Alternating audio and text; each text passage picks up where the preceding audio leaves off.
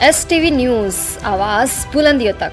कुमार सिंह, बस मालिक, आजमगढ़ जिला। किस संबंधित प्रेस वार्ता बुलानी है, क्या उद्देश्य है? जो ये आजमगढ़ वाराणसी मार्ग पर जो टेंडर किया गया था 2022 अनुबंध योजना के तहत आवश्यकता से अधिक गाड़ियों का टेंडर हो जाने के तहत, जैसे पहले 22 गाड़ियों का इस रूट पे टेंडर आया था मुख्यालय के द्वारा।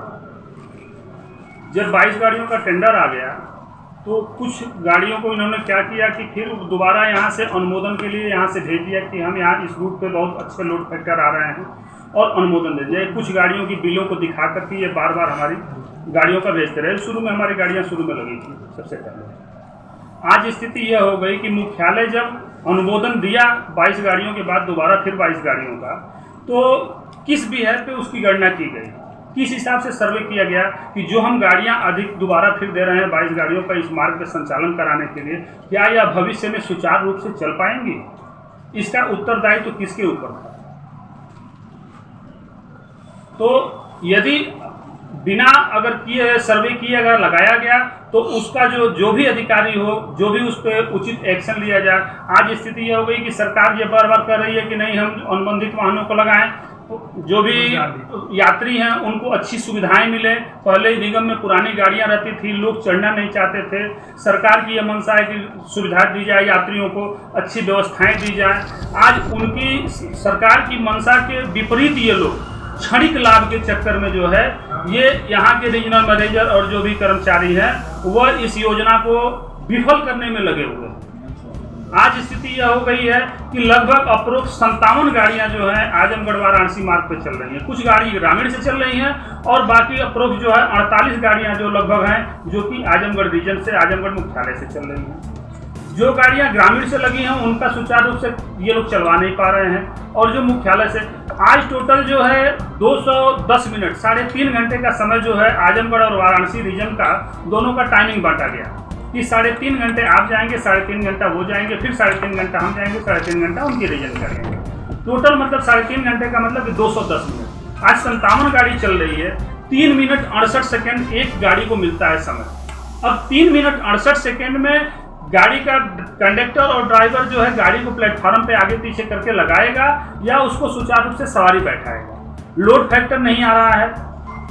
विभाग की स्थिति यह हो गई है कि विभाग 8 रुपया पर किलोमीटर जो है अपना किलोमीटर पैसा काट लेता है। वाहन स्वामी को डीजल का पैसा निकले चाहे न निकले उससे उनको कोई मतलब नहीं। इसलिए न यहाँ पे कोई अधिकारी जो है कि जो क्षेत्रीय प्रबंधक है वो भी नहीं कभी प्लेटफॉर्म पे इस चीज़ों को ऑब्जर्व करते हैं कि हाँ यात्री नहीं है, कैसे किया जाए कि गाड़ियों का उचित लोड फैक्टर आए, गाड़ियों की क्षति ना हो वाहन स्वामियों का। इस पे किसी का भी कोई ध्यान नहीं। बस ये है कि टेंडर लगा दिया जाए, गाड़ियां हमने लगा दी, विभाग को भेज दिया कि हमने अपने रीजन में इतनी गाड़ियां लगा दी। फॉर्मेलिटी केवल पूरी की जा रही है। आज स्थिति यह हो गई है कि मोटर मालिक मजबूरन अपनी गाड़ियां बेच रहे हैं, किस्त नहीं भर पा रहे हैं, इसलिए कि इनकम जब नहीं आएगा तो किस्त कहाँ से भरेगा? घर से कितना पैसा मिला करके कोई गाड़ी चलाएगा? और दोबारा टेंडर जो लाए हैं ये कि नहीं इसमें परिचालक भी आपका होगा और ड्राइवर भी आपका होगा। जब इतनी गाड़ियां आप सुचारू रूप से चलवा ही नहीं पा रहे हैं तो और टेंडर निकालने की क्या जरूरत थी? पहले जो गाड़ियां हैं उसको सुचारू रूप से चलवाइए और उसके बाद फिर टेंडर निकालिए। लेकिन बस ये है कि हर रीजन मैनेजर जो अपना बस चाह रहा है कि हम अपने रीजन में इतनी गाड़ियां दे दिए, सरकार को हमने सूचना दे दी है कि हमने अपने रीजन में इतनी गाड़ियां लगा दिया है, लेकिन उसमें वाहन स्वामी की कितने नुकसान, इसलिए कि वाहन स्वामी के पास अनुभव नहीं था। पहले ये बोलते हैं कि इस हिसाब से भुगतान किया जाएगा, बाद में कहते हैं कि नहीं जी ये तो कतिपय क्षेत्रों में त्रुटियों के कारण जो है 1 मई 2023 को आदेश जारी कर देते हैं कि नहीं इस दोबारा फिर से दूसरे गाड़ी भुगतान हमने करेंगे। उस कटौती की स्थिति हो गई कि प्रत्येक बिल से जो पहले यो गणना करने के लिए जब टेंडर एक बार हो जाता है, टेंडर में एक बार आदेश हो जाता है, दोनों पक्ष स्वीकृत करके साइन करता है कि हम लोग इस पे एग्रीमेंट कर रहे हैं। आज 5 महीने के बाद आपका अधिकारी, आपका कर्मचारी गणना की कमी है तो उसको सुदृढ़ कराया जाए मुख्यालय स्तर से। उसका भुक्तभोगी क्यों वाहन स्वामी है? पहले दिन आप बोलते हैं कि मैं इस हिसाब से आपको भुगतान दूंगा और 3 महीने 4 महीने जब बीत जाते हैं तो आप बोलते हैं नहीं जी ये तो गलती हो गई, अब हम इस हिसाब से नहीं इस हिसाब से भुगतान देंगे। आज उसकी स्थिति होगी प्रति बिल जो है ये लोग 25-25, 30-30 हजार रुपया कटौती हो रही है। तो आज हम लोग मजबूर हो गए हैं, विवश हो गए हैं कि अब हम गाड़ी चलवाने में असमर्थ हो जा रहे हैं। जब गाड़ी हमारी चली नहीं पाएगी, हमको इनकम नहीं मिल पा रहा है, जैसे प्रेशर फाइनेंसर का है कि आपको गाड़ी का किस्त भरना है, नहीं गाड़ी का हम किस्त देते हैं तो गाड़ी हमारी खींच के लेके चले जाएंगे वो।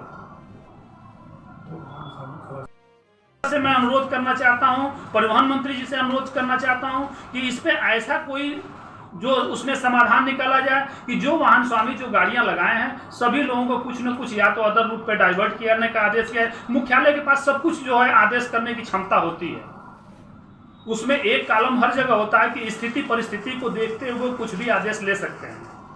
वो ये नहीं है कि नहीं, जब उसको करके कि जितने लोगों को गाड़ियां लग गई हैं उसको सुचारू रूप से चलवाया जाए कि जिससे कि कोई भी वाहन स्वामी जो है विवश होकर के आज जो है मजबूरन जो है कुछ गलत कदम न उठा ले। इसलिए कि जब कर्ज से आदमी दबता है तो कुछ न कुछ विषम परिस्थितियों में आते हुए कुछ न गलत स्थिति पर चला जाता है निर्णय पे। तो हमारा महोदय से अनुरोध है कि उस पर उचित कार्रवाई की।